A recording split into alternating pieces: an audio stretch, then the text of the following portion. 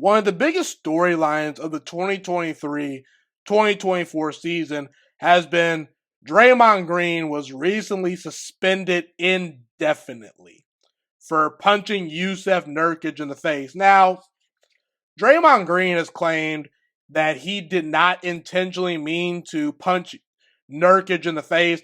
I flatly don't believe the guy. And even if Draymond Green is a genuine person and he's not lying, it's hard to believe that we should believe Draymond Green, because what evidence has Draymond Green given us to give this guy the benefit of the doubt? Okay, let's go over his timeline throughout the NBA, not just the last, year and a half where the guy punches his teammate Jordan Poole in the face and that derails the entire Golden State Warriors season before it even begins. I mean, this guy in the playoffs was stomping on Sabonis.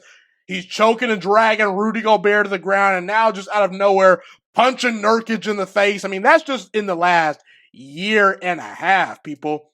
We can't forget about the fact that this guy flatly just openly punched Steven Adams in the groin. Okay, but let's not forget about that.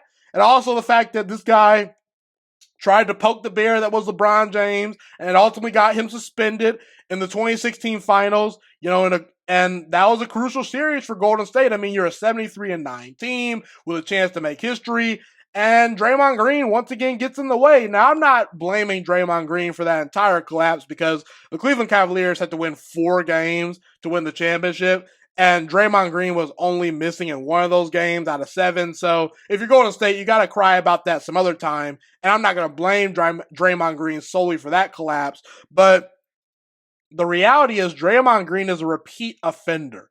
And when you're a repeat offender in society, in the real world, and outside of basketball, you sometimes get jail time, people. So when it comes to Draymond Green, I don't feel sorry for the guy. I think the NBA 100% got it right with the indefinite suspension. And let me just say, I hope Draymond Green has learned his lesson. I hope that none of these crazy antics come up once again, because it's just silly, childish behavior, and it is a distraction for the Golden State Warriors. The juice is no longer worth the squeeze.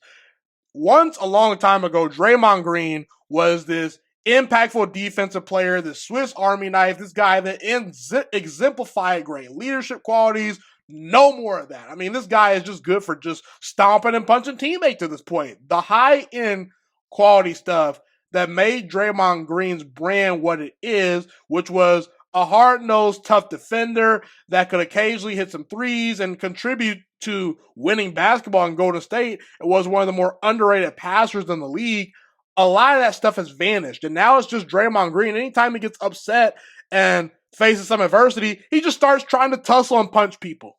That's not real life basketball. It is a distraction. It is toxic behavior, and the Golden State Warriors should not want anything to do with it. In fact, the Golden State Warriors have looked just fine without Draymond Green in these past couple games when Draymond has been suspended. But let me just say this right now. This is not even me hating on Draymond Green in any way, shape, or form, because I'm not a hater. I'm a truth teller. But I just want to make that very clear, because what I'm about to say probably is going to ruffle some feathers right here. I really flatly don't care.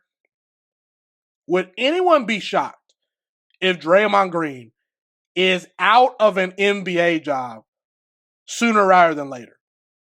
Let's break this down and think about it, people. I would not be shocked if Draymond Green is flatly out of the NBA in a few years' notice. Because here's the thing.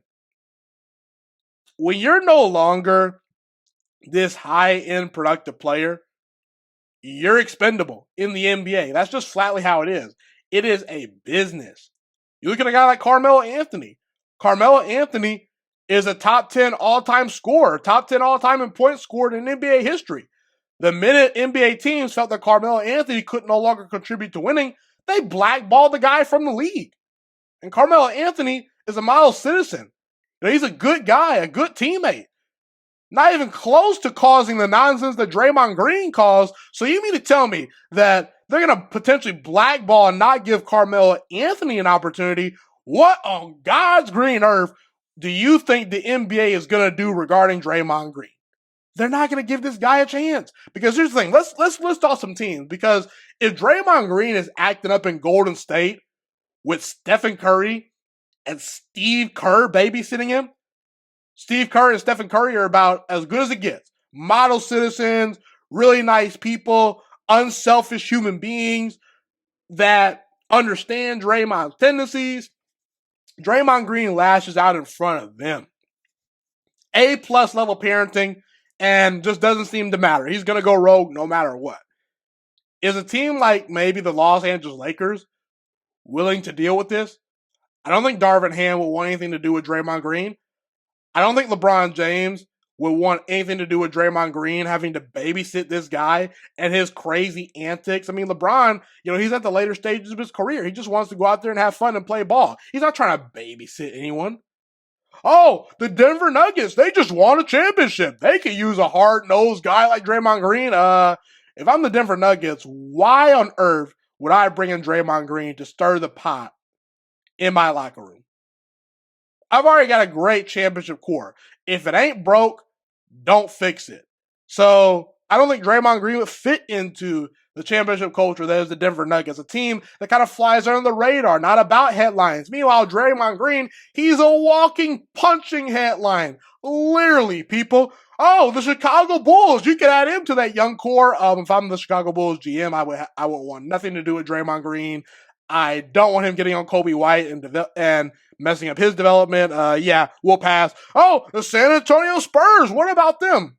Folks, do you really think Greg Popovich, of all people, wants to deal with Draymond Green and his childish antics?